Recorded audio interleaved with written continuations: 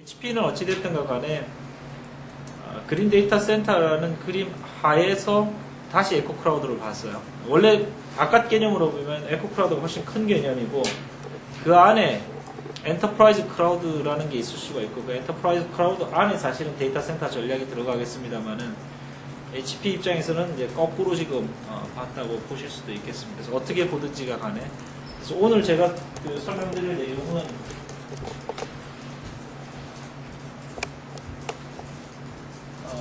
일단은 그린 데이터 센터나 에코 크라우드에 대한 얘기를 왜 해야 되는지에 대한 지금 현재 마켓 상황에 대해서 간략하게 좀 설명을 드리고요. 그 다음에 이제 2009년에 저희가 얘기를 하고 있는 차세대 그린 데이터 센터 챕터 2라고 부르던 2.0이라고 부르던 했던 그러면 2008년에 했던 거하고 뭐가 다른가 하는 관점에 대한 얘기를 조금 드릴 것 같고요. 그 다음에 이제 이 에코 크라우드라는 개념 HP가 이 전략, HP 크라우드 전략이라고 보시면 될 것 같아요. 크라우드 전략에 대한 얘기를 조금 설명을 드리겠습니다. 이걸 설명을 드릴 적에 조금 이해를 같이 하기 위해서 다른 사람들은 크라우드를 어떻게 정의했고 각각 사람들이 크라우드에 대해서 무슨 일을 하고 있는지에 대한 얘기를 같이 하고 그다음에 HP가 어떤 것을 크라우드에서 지금 전략으로 이제 전개해 나갈 건지 앞으로 전개해 나갈 건지에 대한 얘기를 좀 드리도록 하겠습니다. 여기까지 제가 설명을 드릴 거고요. 그 다음에 이제 이른바 크라우드 안에서 당장 비즈니스로 HP가 포커스를 많이 하고 있는 엔터프라이즈 크라우드 안에 데이터 센터 트랜스포메이션에 관련된 것, 이것에 관련해서는 저희 쪽에 합종상국에서 나오셔서 구체적으로 좀 설명을 드리도록 그렇게 하겠습니다.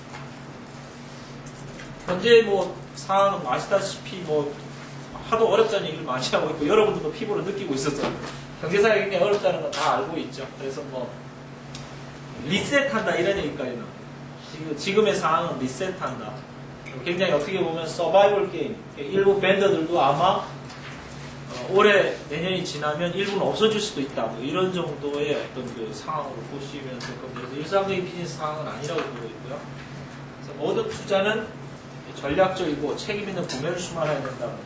왜 이런 얘기 지금 하고 있느냐 하면 예를 들어서 크라우드 컴퓨팅이라는 게 마케팅 메시지였는가는 모르겠지만 지금 상황으로는 단순 마케팅 메시지로서는 의미가 없고 실제로 이것을 갖고 비즈니스가 이루어져야지만 의미가 있다 이렇게 보입니다. 그래서 이걸 가지고 우리가 HP에 그래서 에코 크라우드 컴퓨팅이라는 전략이 왜 이렇게 나왔을까를 좀 이해하는 데 도움이 되시라고 현재 우리가 보고 있는 상황에 대해서 좀 설명을 드리겠습니다. 그래서 어떤 인프라든 이게 크라우드 레디 인프라다 라고 얘기하는 게 단순 마케팅 메시지로서는 의미가 없다라는 겁니다. 실제로 이것이 비즈니스에 도움을 줄 수 있는 환경으로 이네이블 시켜주는 거여야지만 실제로 이게 실적으로 나올 거고 아마 기자분들도 올 초에 이제 HP 얘기 듣고 또 여러분의 전략을 듣고 나면 한 중반쯤 가면 물어볼 거예요. 그 전략에 따라 성과가 뭐가 있었느냐 레퍼런스가 뭐냐 이제 이렇게 또 계속 취재를 해서 가실 거기 때문에 총회도 그런 쪽에 맞춰서 이제 얘기를 드릴 거라고 생각합니다. 현재로서는 바뀌는 환경에 빨리 적응하는 것, HP가 계속 얘기하는 에이질리티라는 부분하고 이거에 대해서 IT가 굉장히 유연해야 된다는 것, 두 가지에 대해서 굉장히 얘기를 하고 있습니다. IDC가 본 IT하고 관련된 10가지, 여러분들도 이미 IDC나 이런 쪽으로 취재를 했거나 이미 내용을 알고 계시겠습니다만은 2009년에 이렇게 될 거다 하는 이제 이 프리딕션 중에서 글로벌 IT 시장의 성장세가 반으로 준다. 그러면 이제 그 다음 따르는 게 지금 정부가 하려는 그린 성장 전략도 아시다시피 뭔가 이렇게 부밍하는 전략이죠. 그러니까 결국 뭔가 부밍한 전략이 필요할 거다라고 보고 있습니다. 특히 이머징 마켓하고 중소기업의 투자는 급격히 줄어들 거다 이렇게 지금 보고 있고요. IT 산업에서 크라우드의 확산이 가속될 거다. 앞에 있는 두 가지 때문에 밑에 있는 것이 필요할 거라고 보는 거죠. 그러니까 대부분의 나라들이 재정을 통해 가지고 경기를 부양하는 정책을 쓰고 있기 때문에 이런 것들이 예를 들어서 IT 산업 안에서 소셜 크라우드라든지 그 다음에 과학기술을 중심으로 된 연구 크라우드라든지 이런 것들을 조기에 확산시킬 수도 있을 거라고 보고 있는 거예요. 그런 것 때문에 크라우드 확신이 가속될 거라고 보고 있고요. 또 한 가지는 오프라인 경쟁의 어려움으로 더 많은 구매자가 온라인으로 이동할 거다 이렇게 지금 보고 있습니다. 그래서 크라우드 지금 테크놀로지의 많은 부분들이 온라인이고 크라우드라는 게 좀 이따 얘기를 하겠습니다만은 그 스케일러블 컴퓨팅이 핵심으로 그 안에 들어가 있기 때문에 역시 온라인 쪽에 비즈니스를 하는 사람들한테 꼭 필요한 테크놀로지다 보니까 이것에 대한 얘기가 나오는 것 같습니다. 통신산업을 비롯한 산업계의 통합과 확산, 이건 뭐 올해 뭐 연초부터 계속 하두죠. 뭐 미디어 통합 얘기를 하고 있고, 그래서 이미 아시고 계실 거라고 보고요.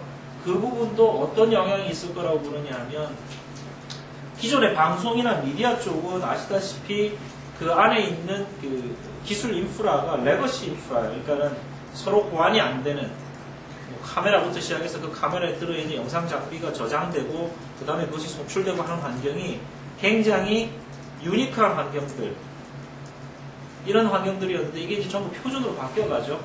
표준으로 바뀌어가면서 역시 마찬가지로 스케일러블한 컴퓨팅이 다시 이슈가 됩니다. 이쪽도.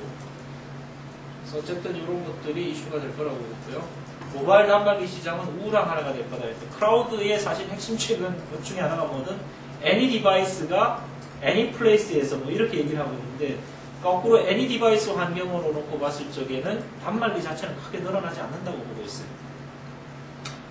그 다음에 그 IT에서 비즈니스와 개인의 경계 파괴가 가속될 거다. 이건 뭐 우리가 뭐 프로슈머니 뭐 여러 가지 얘기했던 것들 실제로 계속해서 일어날 거라고 보고 있는 거고요.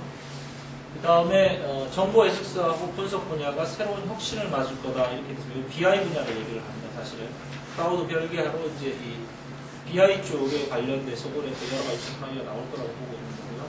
그린 IT 기술, 비용 절감 부분에서 이거는 뭐 국가적인 화두로도 얘기하게 되고 있고, 전 세계적으로 나오고 있고, 심한 경우에는 컴플라이언스로까지 이것이 확산될 거라고 봅니다. 향후에는 전력 소비량 얼마 이하짜리는 뭐 도입 못한다, 뭐 이런 식으로 컴플라이언스까지 아마 나오리라고 보고 있습니다. 그 다음에 이제 그 정부의 정책, 뭐 어느 나라 할 것 없이 대규모의 IT 투자하고 산업 성장의 촉진자가 될 거다. 그래서 올해 뭐 기존에 뭐 MB 정권 하에서도 지금 얘기가 초에 모든 공공의 투자를 집행하도록 지금 얘기를 하고 있습니다.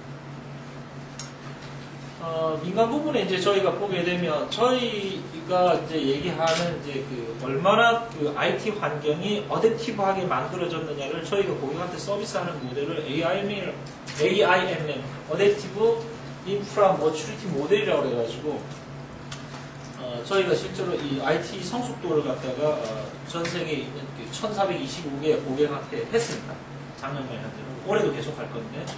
근데 여기를 해보니까 이 중에서 레벨 1, 레벨 2, 레벨 3 뭐 이렇게 있는데, 레벨 1이라는 거는 일단은 막 분산되어 있는 겁니다. 지금 대표적으로 뭐 방송사 같은 데에 안에 IT는 보면 완전히 납 분산되어 있습니다.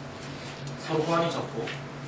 근데 레벨 2라는 거는 이게 표준화된다는 거예요. 그럼 MPEG-4를 중심으로 해서 데이터가 움직이고 표준화된다, 뭐 이런 거를 얘기합니다.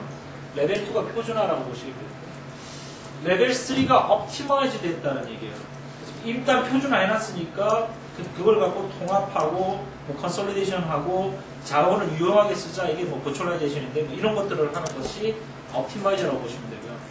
레벨 4가 뭐냐면 그 다음에 이제 서비스 오리엔티드 됐다. 계속 얘기를 하는 게 서비스별로 차지한다 이런 얘기입니다. 인터널로 차지하든 익스터널로 차지하든 서비스를 많이 쓴 사람이 그거에 대해서 돈을 낸다, 이런 개념이 되겠죠.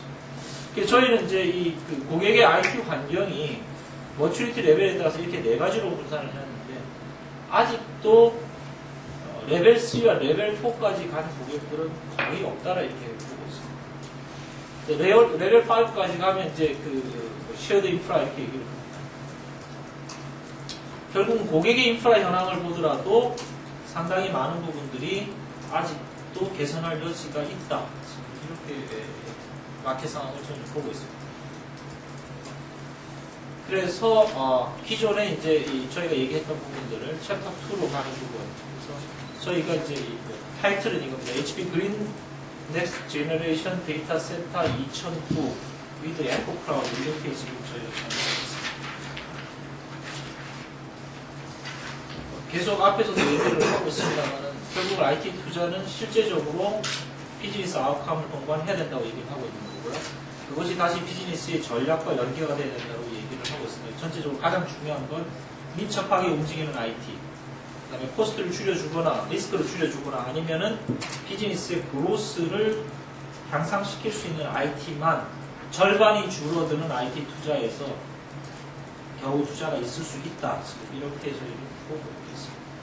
그래서 핵심으로 이제 얘기를 하고 있는 어댑티브 인프라스트럭처 전략대로 갈 거고요.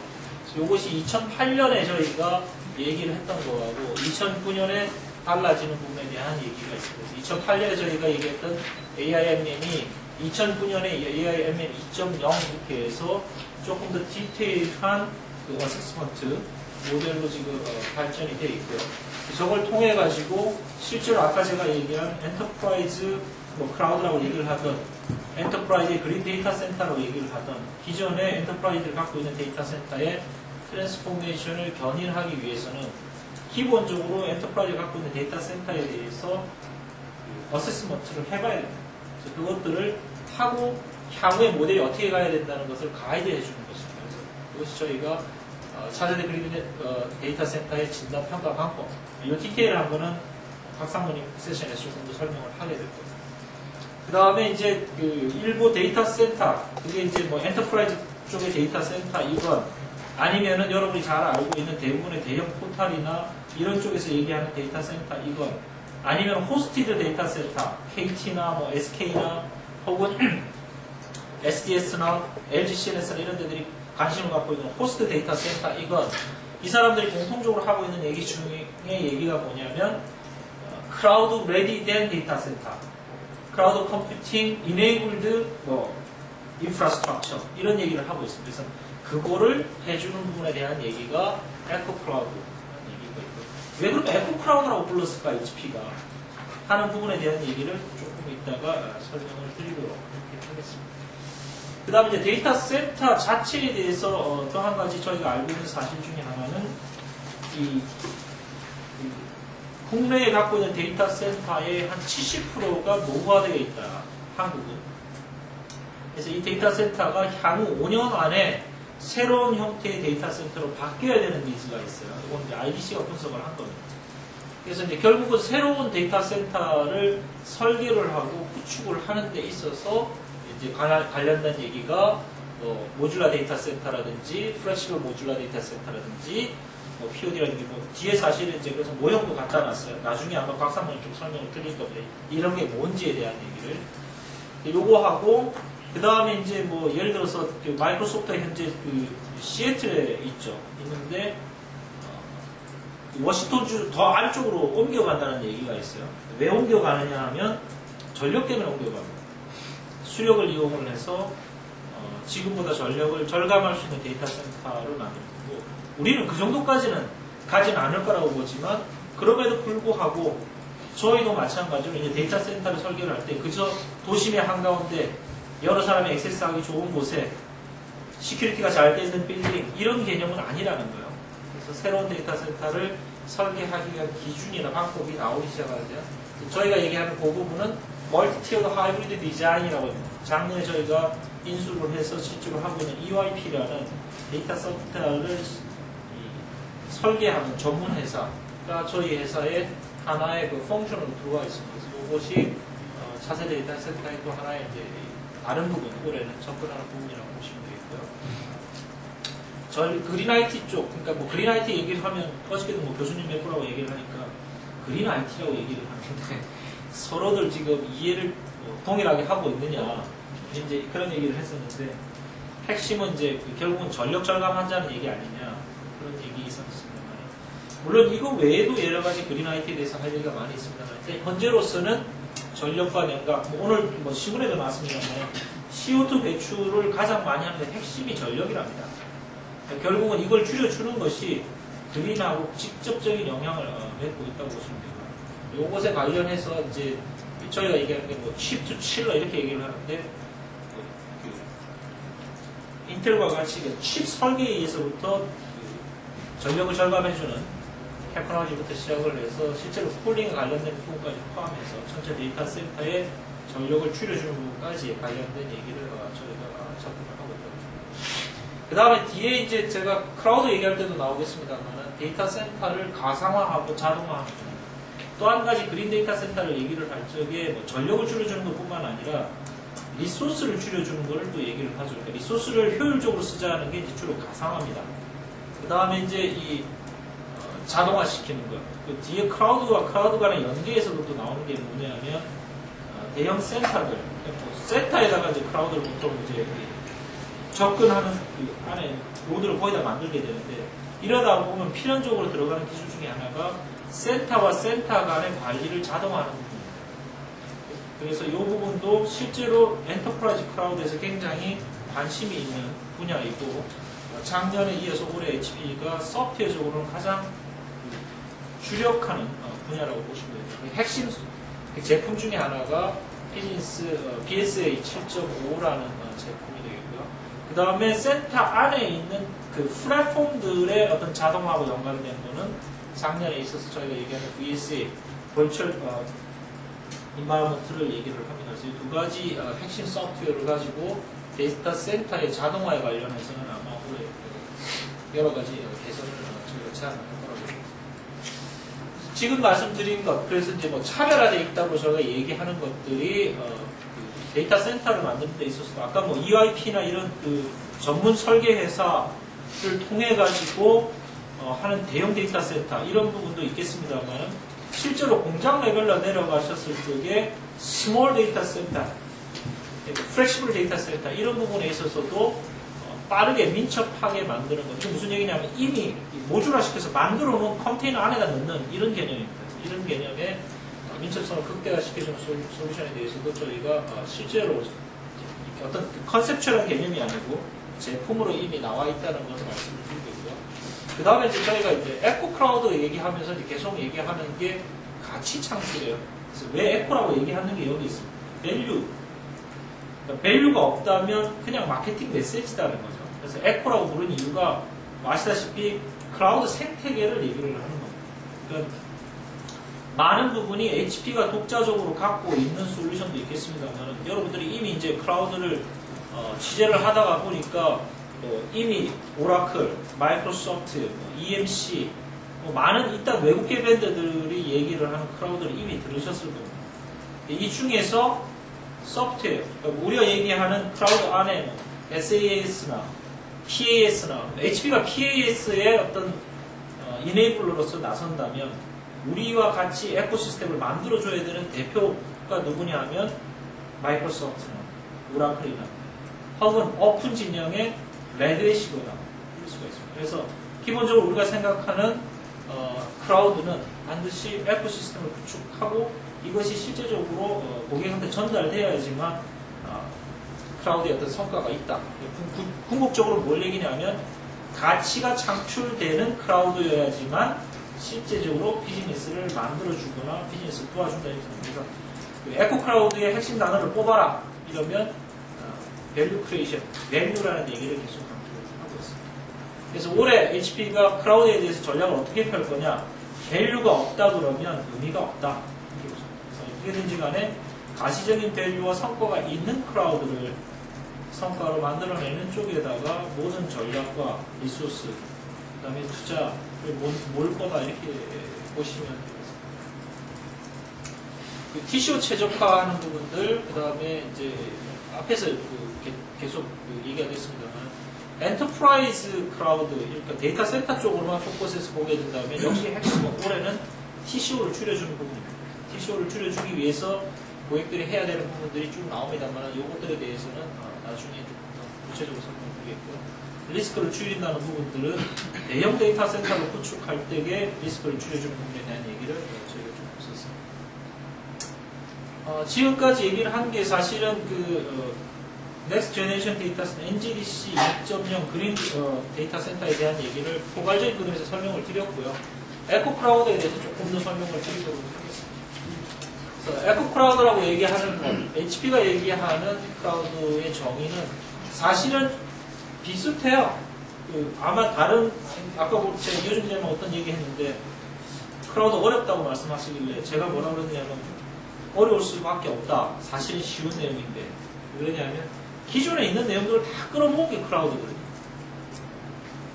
그러다 보니까 사실은 내용이 거의 똑같을 수밖에 없는데 이거를 차별화해서 전달하려고 보니까 말을 자꾸 꼬다 보니까 이상하게 전달이 돼서 그렇지 기본적인 핵심 단어들만 보고 나면 비슷합니다. 인터넷, 스케일러블, 뒤에 보면 나오죠? 누구나 다. 근데 사용자가 any 서비스라는 거. 그래서 스케일러블 컴퓨팅, 인터넷 서비스, 그 다음에 여기 나오는 그 페이퍼 유즈. 이것만 묶으면은 이 말의 배치가 틀릴 뿐이지 대부분 다 크라우드 컴퓨팅은 이 범주 안에 있다. 이렇게 보시면 돼요. 그래서 어쨌든 HP는 인터넷을 통해서 고도로 확장 가능하고 이게 이제 스케일러블 얘기합니다. 유연한 서비스를 사용자가 필요로 할 때 페이퍼 유즈 방식의 비즈니스 모델을 통해서 전달하고 소비할 수 있는 수단이라고 설명합니다. 자, 그럼 이게 필요한 데가 어딜까는 아까도 말씀드렸듯이 일단은 자기 온 데이터 센터, 즉 엔터프라이즈 크라우드를 갖고 있는 고객들한테는 뭐가 필요할까? 역시 스케일업을 한 게 필요할 거고, 그 다음에 이제 뭐 시큐리티 부분, 애니에서 들어온다고 되어 있으니까 당장 걱정되는 게 가장 큰 것이 이제 보안입니다. 보안 부분들, 뭐 이런 공통적으로 들어가는 컴포넌트가 있어요. 그럼 HP가 얘기하는 크라우드에서 뭘 할 거냐 할 때 첫째, 에코 크라우드 컴퓨팅을 구현하고자 하는 고객들한테 컴포넌트 기술을 전달하는 것. 그걸 통해서 HP가 비즈니스 밸류를 창출하는 것. 그것이 이제 첫 번째가 되겠고요. 뒤에 또 나오죠. 두 번째는 이걸 통해서 새로운 형태의 서비스를 만들려는 호스티드 모델들이 있습니다. 호스티드 모델들은 이제 아까도 말씀드렸듯이 포탈이 다음 형태의 자기 비즈니스를 뭐 그렇게 가져갈 수 있을 거고요. 기존에 예를 들어서 자사의 자기 그룹 내에 관계사들을 대상으로 서비스를 하고 있는 SI 컴퍼니들, 게이트키퍼들이 또 있을 거고요. 그 다음에 또 한 가지 방법은 HP가 직접 서비스에 나서는 방법입니다. 그러니까 HP가 크라우드 컴퓨팅 센터를 구축을 해서 서비스를 하는 겁니다. 근데 뭐 이렇게 크게 어떻게 보면 세 가지 분야로 나누어질 수 있다. 이렇게 지금 보이는데요. 이런 부분들에 대해서 어떤 비즈니스 찬스, 오퍼튜니티가 어떤 밸류가 크리에이션 된다면 HP는 그 각 분야에 있어서 올해 어떤 성과를 내는 쪽에다가 다 참여한다는 게 일단 기본적인 전략으로 보시면 되겠습니다. 그 다음에 이제 또 특이하게 HP가 다른 IT 밴드하고 달리 갖고 있는 것 중에 하나가 이거예요. 유일하게 디바이스를 만드는 회사입니다. 그러니까 PSG와 IPG라고 해가지고 프린터와 퍼스널 액세스 서비스를 갖고 있는 데들을 갖고 있습니다. 그래서 이 새로운 액세스 방법에 따른 크라우드에 접근하는 방법. 근데 아까 불행히도 IDC가 뭐라고 봤냐면 모바일 시장은 줄어든다고 봤어요, 올해. 그래서 과연 HP가 이런 시장 환경에서 새로운 액세스 방법에 대해서 크라우드에 접근하는 방법을 어떤 걸 낼지 본사의 전략이라서 사실은 제가 지금 어떤 얘기를 할 수 있는 건 없고요. 다만 본사의 R&D 측면에서는 이러한 것이 진행을 된다 이렇게 보시면 되겠습니다.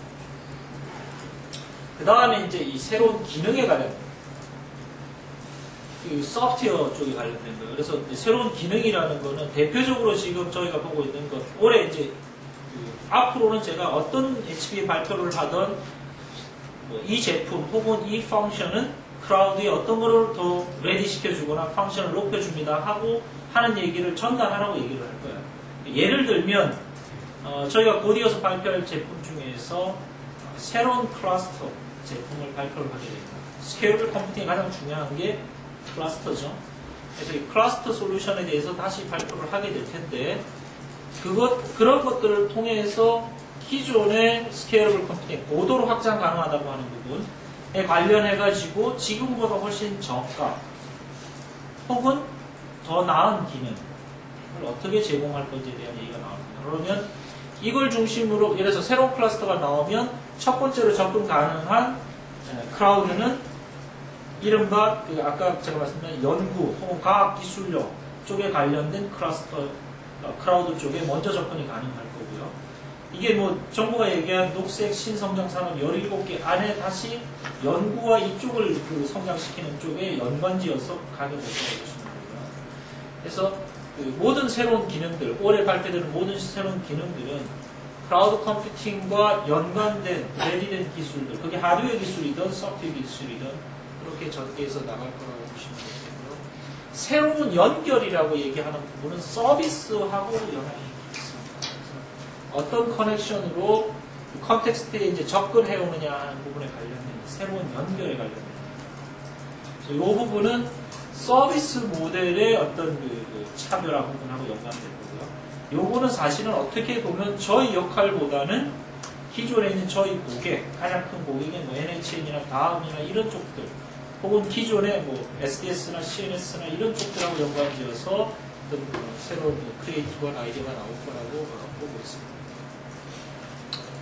이거는 그 HP의 정의가 아주 동떨어져 있지 않다 하는 것, 그리고 뭘 강조한다, 동일한 단어 중에서 뭘 강조한다 하는 것을 좀 보여주기 위해서 시장 분석 기관들, 가트너나 포레스트나 그다음 혹은 위키디피아에서는 뭐라고 얘기를 하고 있는가, 클라우드 컴퓨팅에 대해서 여러분 이미 알고 계신 겁니다만은 아까도 제가 말씀드린 몇 가지 핵심 단어들이 들어가 있다. 서비스라는 부분, 스케일러빌리티라는 부분, 인터넷 테크놀로지라는 부분, 멀티플 익스터널 커스터머 혹은 디바이스라고 얘기하는 부분. 뒤에도 보시게 되면 비슷합니다.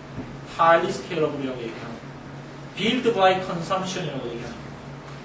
그래서 이런 것들이 결국은 테크놀로지로 녹아 들어가 있을 적에 기존 환경보다는 클라우드 레디된 환경이다라고 고객은 부르게 될 거고요. 그래서 누가 클라우드 레디된 환경을 이네이블 시켜줬느냐, 어느 벤더가 이네이블 시켜줄 거냐 하는 논쟁을 할 적에 이 단어들에게 집착해서 제가 얘기를 하려고. 네 가지 주력 분야라고 제가 말씀을 드렸습니다만은 아까도 제가 계속 반복되고 있습니다만 클라우드 구현 기반 기술에 있어서 누가 현재 가장 근접되어 있느냐 하는 부분. 그래서 하이리 스케일러블이라는 부분, 즉 클러스터라는 부분에 있어서 저희가 넘버 원이라고 가능한 얘기할 수 있고요. 그 다음에 아까 제가 말씀드렸듯이 엔터프라이즈 클라우드라는 것 안에 들어가 있는 그린 데이터 센터에 있어서 디자인에서부터 그 컴포넌트들, 서버든 스토리지든 네트워크이든 그 다음에 이거를 이 데이터 센터들을 자동화하고 가상화시키는 부분, 이 모든 것에 대한 엔드-투-엔드 솔루션을 갖고 있는 데가 현재 HP다라고 보시면 됩니다. 그래서 저희는 일단은 클라우드를 이네이블 시켜주는 기반 기술에 관련해서 다 갖고 있다. 혹은 일부 새로운 개념들을 시스템 개발을 해나간다. 그래서 이것들을 국내에서 실제로 클라우드 환경으로 센터를 만들어 가고자 하는 고객들하고 연계해가지고 실제로 어떤 그 성과, 아까 말한 밸류를 만들어내는 쪽에다가 포커스하겠다. 이렇게 보시면 되겠습니다. 그 다음에 이건 실제로 이제 저희가 직접 하고 있는 서비스에 속합니다. 스냅핏이나 클라우드 프린트라는 HP가 클라우드 컴퓨팅이라는 개념으로 만들어서 서비스하고 있는 분야입니다. 뒤에 이제 소개가 되겠습니다만. 뭐 국내에서 이걸 할 거냐? 이건 조금 국내에서의 제 정책은 국내에 있는 파트너라고 하는 겁니다. 그래서 사실은 이제 그 여러 개 국내에서 이 솔루션을 갖고 있는 업체들이 있습니다. 그래서 이 업체들하고 같이 서비스를 실제로 하는 부분에 대해서 HP가 일정 분량 참여하는 이런 형태를 지금 생각을 하고 있습니다. 그래서 클라우드 기반 서비스 분야에 있어서는 현재로서는 공동의 노력에 의해서 간다. 왜냐하면 이거는 현재의 경제 상황을 고려해 볼 때 어느 한 벤더가 인베스먼트를 해서 클라우드 컴퓨팅 레디된 그 어떤 인더스트리 리드를 만들어내기에는 상당히 리스크가 크다라고 보고 있기 때문에 이쪽에 관련돼서 HP의 정책은 국내외 파트너들하고 같이 한다. 이렇게 지금 되어 있습니다. 연구개발 투자, 아까 제가 말씀드렸듯이 이 클러스터라는 새로운 기술들, 새로 나오는 클러스터라든지 혹은 국내에 이 클러스터 기술을 이미 갖고 있는 업체들도 있습니다. 다시 말하면 에코를 강조하는 이유 중에 하나인데, 또 한 가지는 이제 핵심 중에 하나가 분산 데이터 쪽이 이제 다시 이 클라우드가 나오면서 각광을 받을 거라고 봅니다. 그러니까 스토리지가 이렇게 컨솔리데이션 환경이 아니고 분산되어 있는 스토리지를 가지고 전체의 캐파를 만드는 부분입니다. 그래서 이 부분도 굉장히 제가 관심이 있기 때문에 이것에 관련돼서 본사 쪽에서는 지금 실제로 인텔하고 야후와 HP가 랩을 만들어가지고 여러가지 지금 R&D 투자를 만들고 관련된 기술들을 정착화하고 제품으로 만들어가기 위한 전 단계를 하고 있는데요. 이것들을 국내에 있는 오픈소스 진영들하고 국내도 뭐 하둡 서비스나 이런 걸 가지고 이미 서비스를 하겠다든지 혹은 서비스를 만들어 놓은 데들이 있습니다. 이런 업체들하고 같이 이 정도의 규모는 아니지만 이보다 작은 규모로 시작하는 부분들을 저희가 하려고 합니다. 기타 이제 그 서비스하고 컨설팅 부분은 기존의 환경에서 크라우드 레디 환경으로 가겠다는 고객들한테 실제적으로 교육하고 컨설팅하고 구축해주는 서비스 이렇게 4가지 분야로 저희가 올해 크라우드 전략을 만들어 간다 이렇게 되어 있습니다.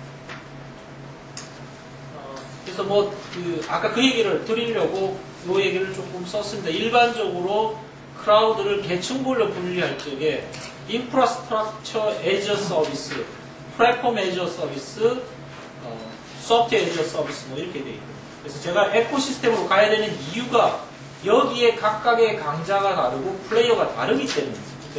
HP는 어떤 형태로든지 간에 이 2개에 있어서는 반드시 역할이 있기 때문에 이 역할을 가지고 이쪽에 있는 쪽하고 연계를 하는 에코시스템을 만들어서 전달하는 쪽에다가 하겠다는 거예요. 그래야지만 실제로 아까 얘기한 밸류라는 걸 만들어줄 수 있다.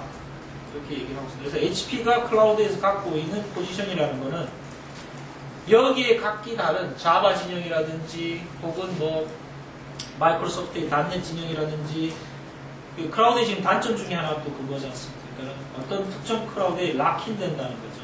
어쨌든 HP는 이 부분, 소프트웨어 부분에 있어서 유출하는 입장에 있다는 것이 굉장히 큰 크라우드에서의 장점을 보이고 있습니다. 그래서 저희는 그 장점을 이용을 해서 이 업체들과 에코시스템을 만들어서 간다 하는 것이 핵심이라고 보고요.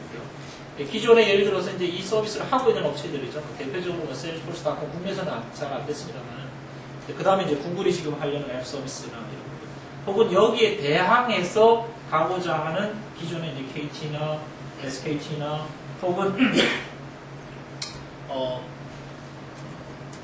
다음이나 NHN이나 혹은 새로운 서비스를 구상하고 있는 SDS나 이런 쪽들하고 이제 어떻게 이거를 이네이블 시켜줄 건지에 대해서 역시, 그리고 지난번에 제가 전략을 얘기를 할 적에 높은 얘기를 했습니다만은, 그래서 이런 데 특화된 플랫폼과 어떤 그 서버가 이 월드와이드하게 이미 만들어집니다. HP가 대표적으로 스탠다드 서버로 그 시장을 공략을 합니다만은, 이런 대형 클라우드를 위해서 맞춤형 서버를 작년부터 만들어서 하고 있습니다. 그러니까 뭐 10,000대 이상의 서버, 뭐 옛날에 한동안 그 구글이나 이런 쪽에서 누드 서버 얘기도 나왔습니다만은, 필요 없는 펑션을 다 없애고 가능한 한 전력을 적게 쓰면서 혹은 메모리만 굉장히 많이 꼽혀야 되는, 혹은 디스크가 엄청 많이 들어가야 되는 굉장히 서비스에 특화된 거꾸로의 서버, 그러니까 이른바 맞춤형 서버라는 것이 클라우드 이네이블드 테크놀로지에서 HP가 제품 쪽에서 하려고 하는 것 중에 하나입니다. 그래서 실제적으로 국내에 몇 군데 이미 소개가 되어 있고요. 이 얘기가 진행 중에 있다 이렇게 보시면 되겠습니다. 구현 및 서비스 모델도 보시게 되면 실제로 이제 그런 그 HP가 PAS나 IAS나 이런 쪽의 역할을 하겠다. 물론 SAS의 역할도 합니다. 저희 소프트웨어 쪽에 매니지먼트 소프트웨어를 갖고 합니다만은 구체적으로 그쪽에는 PAS나 ISS 쪽에다가 포커스된 클라우드를 할 확률이 높은데, 이것 안에서 들어가야 되는 요소 기술입니다. 아까 제가 언급을 했습니다만, 버추얼라이제이션 이미 레디되어 있고요. 디스트리뷰티드 시스템, DB와 파일, 결국 스토리지, 이런 쪽에 관련돼서는 지금 아까도 말씀드렸습니다만은 오픈 진영들하고 해서 실제적으로 올해 대형 한두 개의 레퍼런스를 더 만들어내는 쪽에다가 포커스를 하려고 보시면 되고요. 매니지먼트 쪽은 아까도 말씀드렸지 현재 저희가 최강자입니다. 그러니까 데이터 센터 내의 매니지먼트에 관련돼서는 HP가 현재 재작년에 인수를 한 소프트웨어 때 덕분으로 우리가 이 분야에 있어서 현재 최강자이고요. 물론 이제 이 부분에서도 이걸 저가형 매니지먼트 부분으로 갔을 때 역시 에코시스템이라는 개념으로 국내 업체들하고 연합할 생각이 있습니다. 그러니까 현재 우리가 갖고 있는 매니지먼트에 관련된 최강자는 HP는 엔터프라이즈 크라우드에 있어서 매니지먼트는 HP가 최강자이지만 아까 말한 허스티드 크라우드로 갔을 적에는 사실은 저가형 솔루션 그리고 굉장히 그 서비스에 포커스된 매니지먼트로 들어가기 때문에 이 환경에서는 조금 다른 환경이 들어갈 수 있습니다. 이것에 관련돼 있어서는 그 오픈 진영하고 역시 에코시스템 만드는 부분을 합의라고 보이시고 딜리버리 모델은 아까 제가 말씀드렸죠. 저희는 이제 이 소프트웨어를 갖고 매니지먼트 소프트웨어 쪽을 가지고 SAS가 아마 올해 중에 소개가 되리라고 보고 있고요. 그 PS나 ISS 부분에 대해서는 현재로 봐서는 조인트 전략을 쓰겠다고 제가 아까 말씀을 드렸고요. 그러니까 같이 연합해서 인베스먼트해서 가는 부분으로 아마 가리라고 보시면 되겠습니다.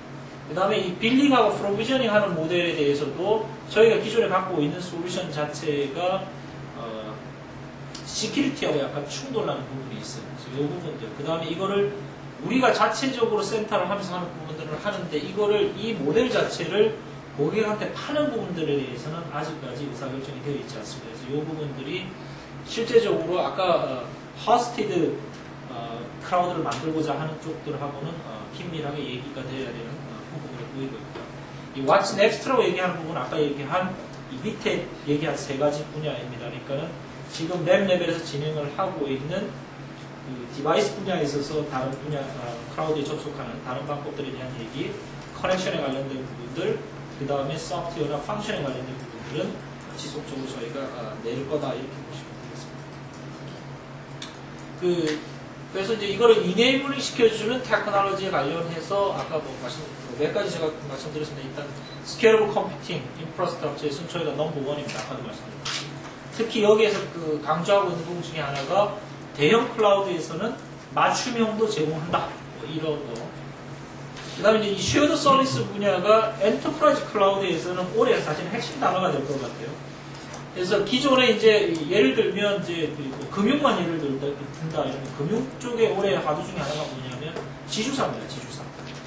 그럼 지주사로 갔을 적에 IT적으로 가장 그 화두 중에 하나가 뭐냐면 지주 내에 속하 있는 계열사들 간에 IT로 가지고 시너지를 내는 부분.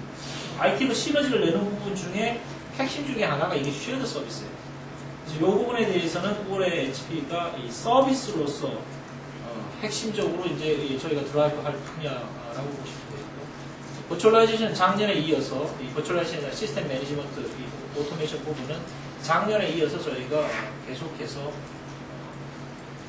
올해는 특히 엔터프라이즈 쪽에 데이터 센터나 클라우드에서는 많은 니즈가 있을 거라고 보고 있고요. 성과가 있을 거라고 보고 있습니다.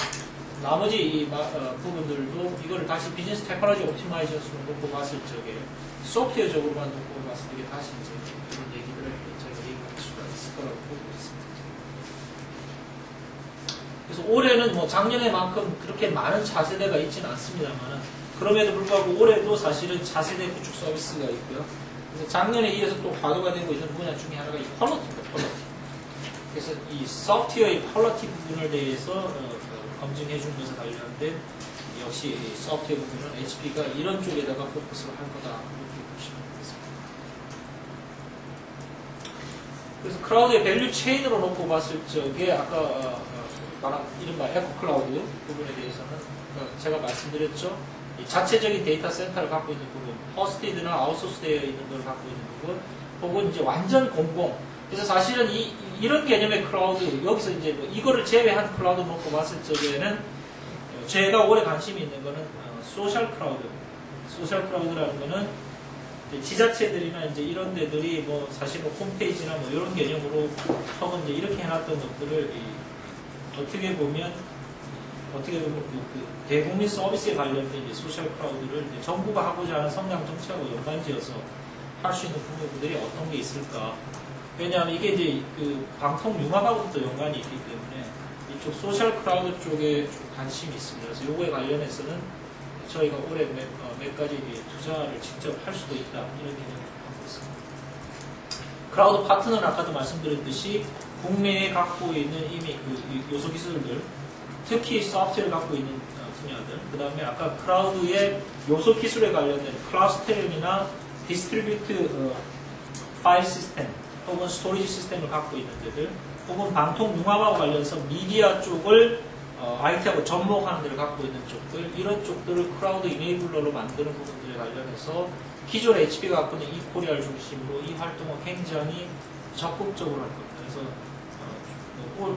이번 주에 저희가 이거 말고 이코리아 전체 또 행사에서도 제가 비슷한 개념을 얘기를 할 거고, 이코리아 파트너들하고 같이 지금 정부가 이끌고자 하고 있는 신성장 동력에 HP와 HP 에코시스템이 어떤 성과를 낼 수 있도록 저희가 최대한 이 작업을 하려고 합니다. 예를 5가지를 준비를 했는데요. 디펜스 인포메이션 시스템 에이전시는 DSA 쪽에 관련된 이제 예를 들었습니다. 여기서 만들어 본 걸 Rapid Access Computing Environment라고 부르고 있는데요. 이거를 한 목적, 뭐 컴퓨팅 리소스에 신속하게 액세스한다. 아까 크라우드 개념대로죠. 그 다음에 이제 보안이 중시됐기 때문에, 그 다음에 여기서 이제 중요시 여기는 버추얼라이제이션 기술에 대한 얘기를 해요. 그러니까 사용자가 많이 들어오는 서버를 뭐 이렇게 변경하고 조정하고 하는 것이 유연하게끔 만드는 것, 이런 거였고, 그 다음에 데이터 센터의 프로비전이니까 데이터 센터와 센터 간의 서비스를 이동시키는 겁니다. 즉 서비스는 소프트웨어가 만들어주는 거기 때문에 이 소프트웨어를 자유자재로 이동시키는 부분들에 관련된 얘기, 이런 것들이 이 크라우드에서 어떤 핵심적으로 놓고자 하는 기능이었고요. 이렇게 해가지고 물리적으로 인프라를 뭐 계속 늘려가는, 그러니까 필요성을 뭐 제거한다든지 이런 부분이고요. 그 다음에 인터페이스를 단일화시켜준다는 것. 이건 이제 애플리케이션과 소프트웨어에서 준 기능입니다만, 요걸 갖고 효율성을 증대한다는 것이 목적이었고요. 요걸 위해서 Left Access Computing Environment라는 어떤 개념을 만들고, 이것은 어떠한 게 있어야 된다, 뭐 이런 걸 정리를 한 거죠. 그래서 그것 안에다가 서버 자동화, 컨피그레이션 관리, 뭐 모니터링, 이런 것들을 좀 넣고요. 그 다음에 이제 아까도 말씀드린 요금, 빌링 체제를 지원한 그림, 요까지가 들어가서 크라우드로 만드는 거예요. 그래서 전체적으로 리자트를 이렇게 만들었고요. 그래서 이걸 통해 가지고 웹이나 어플리케이션이나 DB 개발 플랫폼을 유연하게 만드는 거죠. 그래서 아까 제가 크라우드의 개념, 그 다음에 크라우드의 컴포넌트 기술, 이제 이런 것들을 갖고 실제적으로 만들어진 크라우드의 예를 하나로 설명을 드립니다. 그 다음에 이제 요거는 이제 서비스에 포커스된 크라우드를 얘기를 하는 겁니다. 그래서 크라우드 프린터라고 HP가 이제 하고 있는 거라서 실제로 뭐 어디든지 어떤 뭐 근처에 있는 프린터로 가서 언제든지 인쇄할 수 있는 컨텐츠를 보내놓고 인쇄하는 이런 환경을 얘기하고, 9월부터 서비스를 지금 제공을 하고 있습니다. 스냅피쉬라는 것도 이제 HP와 이제 이 조인트한 형태입니다. 전 세계적인 26개의 언어 사이트로 지금 하고 있고요. 1300개의 서버, 아까 스케일업을 얘기합니다. 8페타바이트의 스토리지, 55개의 이미지, 6천만 명의 사용자가 이용을 하고 있는 크라우드. 그 다음에 이제 아까 언뜻 제가 설명드렸던 HP와 인텔, 그 다음에 이제 사실 알다시피 이 안에 들어가 있는 그 디스트리뷰트 파일 시스템은 하둡의 서비스를 씁니다. 오픈 쪽에. 하둡 서비스를 쓰기 때문에 아마 다른 쪽에서도 아마 소개를 이미 받으셨을 겁니다. 이 레퍼런스에 대해서. 어쨌든 요거는 뭐냐면 연구와 교육 목적입니다. HP가 연구와 교육 목적의 오픈 스케일업을 시큐어한 어떤 그 테스트베드를 만든 겁니다. 크라우드 애플리케이션하고 서비스된 연구를 포함해서 뭐 통합적인, 결국 뭐냐면 그래서 오픈으로 간 겁니다. 오픈 소스 개념의 어떤 서비스를 가지고 만들어야지만 이런 다양한 연구를 진행하는 도움이 될 거라고 봐서 이렇게 만든 겁니다. HP의 클러스터 플랫폼에다가 하둡을 탑재한 겁니다. 클러스터는 HP 솔루션을 쓰고 분산 파일 시스템이나 스토리지는 하드웨어 걸 써가지고 이런 것들이 포함되어 있고요. 전 세계 6개의 센터로 일단 시작을 했고, 요 군데에다가 일단은 현재 갖고 있다고 보십니다. 각 센터가 1000개에서 4000개의 CPU와 페타바이트 이렇게 합니다. 그래서 제가 아까 얘기한 게 한국의 스몰 이걸 할 수도 있습니다라고 얘기한 부분은 이 연장선상에서 얘기를 하고 있는 거죠. 이 연장선상에서 이미 이제 한국에도 인텔이 있고 하드 서비스를 하는 친구들도 있고 하니까 이걸 가지고 로컬 센터 부분에서 할 수 있는 부분에 대한 기회를 찾는 거는 저희가 별도로 진행할 거라고 보십니다. 요거는 이제 역시 마찬가지로 오픈랩, 썬의 오픈랩하고 HP의 타이쿤 프로젝트라고 이 랩하고 이제 HP의 그 랩이 붙어서 하고 있는 크라우드의 프로젝트 이름을 저희가 타이쿤이라고 부르죠. 역시 마찬가지로 시장 중심적으로 한 건데 가장 중요한 것들이 보안과 신뢰, 확장성으로 갔을 때 가장 이슈가 되는 보안에 관련된 기술을 같이 개발합니다. 아까 말한 What's Next 안에 포함되어 있는 것하고